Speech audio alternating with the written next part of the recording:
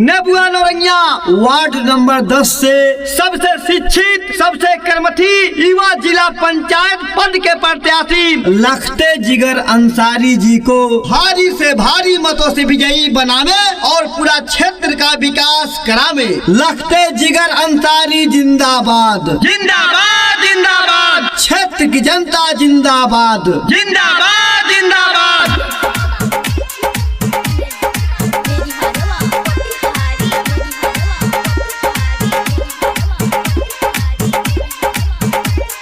लखते जिगर जी के अब की जीतई है,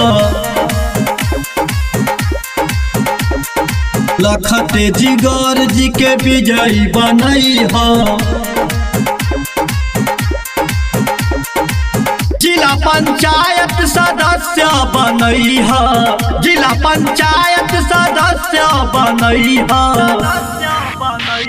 लखते जिगर जी के अब की जीतई है, लखते जिगर जी के विजयी बनई है। ए चाचा, ए चाची, न भूले के बा न भुलाए के बा। लखते जिगर अंसारी जी के भारी से भारी मतों से विजयी बनावे के बा। लखते जिगर अंसारी जिंदाबाद, जिंदाबाद जिंदाबाद।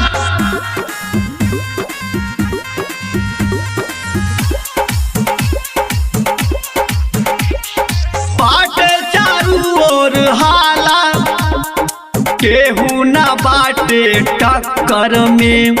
गंगा विकास के बही पड़ल बाड़ काहे चक्कर में, चक्कर में, चक्कर में। बाटे चारू ओर हाला, केहू न बाटे टक्कर में। गंगा विकास के बही पड़ल बाड़ काहे चक्कर में, चक्कर में, चक्कर में। लखते जिगर जी के अब की जीतई है, लखते जिगर जी के विजयी बनई है। चाचा चाची बहिनी के इहे समझई है, चाचा चाची बहिनी के इहे समझई है, इहे समझई है। लखते जिगर जी के अब की जीतई है, लखते जिगर जी के विजयी बनई है।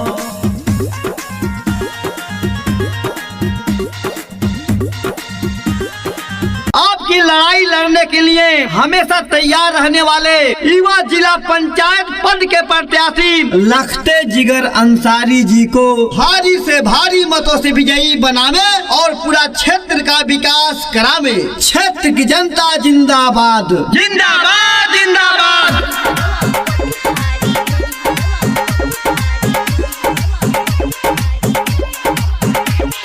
सेवा में हरदम खड़ा रहेले जिगर भैया, पीछे न हटी है कबहू अजमाला चाहे जहिया, जहिया। सेवा में हरदम खड़ा रहेले जिगर भैया, पीछे न हटी है कबहू अजमाला चाहे जहिया, जहिया, जहिया। लखते जिगर जी के अब की जीतई है, लखते जिगर जी के विजयी बनई है। विपिन मधुर के ना बतिया भूलई है, विपिन मधुर के ना बतिया भूलई है, बतिया भूलई है। लखते जिगर जी के अब की जीतई है, लखते जिगर जी के विजयी बनई है।